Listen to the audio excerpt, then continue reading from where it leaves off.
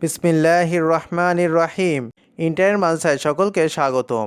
আজ আমরা কথায় জড়তা বা বাকশক্তিহীনতা দূর করার একটি কোরআনি আমল সম্পর্কে জানব। অনেকের মুখেই জড়তা থাকে, যার ফলে তার কথা জড়িয়ে যায় এবং সে কোনো কথা ঠিকমতো উচ্চারণ করে বলতে পারে না, যাদেরকে আমাদের দেশি ভাষায় তোতলা বলা হয়।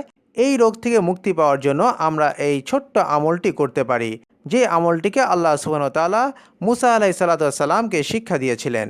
আর কোরআনি আমল হওয়ার কারণে আমরা প্রত্যেক হরফে 10টি করে নেকিও লাভ করতে পারবো। আর এই আমলটি করার পূর্বে আমরা অবশ্যই যে কোনো একটি দুরূদ শরীফ পড়ে নেব। এরপর আউযুবিল্লাহ বিসমিল্লাহ পড়ে আমলটি করব। শেষে আবার দুরূদ শরীফ পড়ে আল্লাহ সুবহানাহু ওয়া তাআলার কাছে এই রোগ থেকে মুক্তির জন্য দোয়া চাইব। আমলটি হলো সূরা তহার 25 থেকে 28 নম্বর আয়াত। আউযুবিল্লাহি মিনাশ শাইতানির রাজিম। বিসমিল্লাহির রহমানির রহিম। রব্বিশ রহলি সদরি ওয়াইয়াসসিরলি আমরি ওয়াহলুল উকদাতাম মিন লিসানি ইয়াফকাহু কওলি। রব্বিশ রহলি সদরি ওয়াইয়াসসিরলি আমরি ওয়াহলুল উকদাতাম মিন লিসানি ইয়াফকাহু কওলি।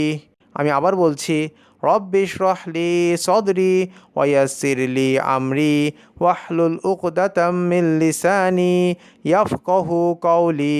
সূরা তাহা 25 থেকে 28 নম্বর আয়াত। যদি কেউ ভালোভাবে কথা বলতে সক্ষম না হয়, তাহলে এই আয়াতটি প্রত্যেক ফরজ নামাজের পর 21 বার পড়ে আল্লাহ সুবহানাহু ওয়া তাআলার কাছে দোয়া করব। ইনশাআল্লাহ আল্লাহ সুবহানাহু ওয়া তাআলা আমাদেরকে এই রোগ থেকে মুক্তি দান করবেন এবং আমাদের কথাকে স্পষ্ট করে দেবেন। ওমা আলাইনা ইল্লাল বালাগ। আসসালামু আলাইকুম ওয়া রাহমাতুল্লাহি ওয়া বারাকাতুহু।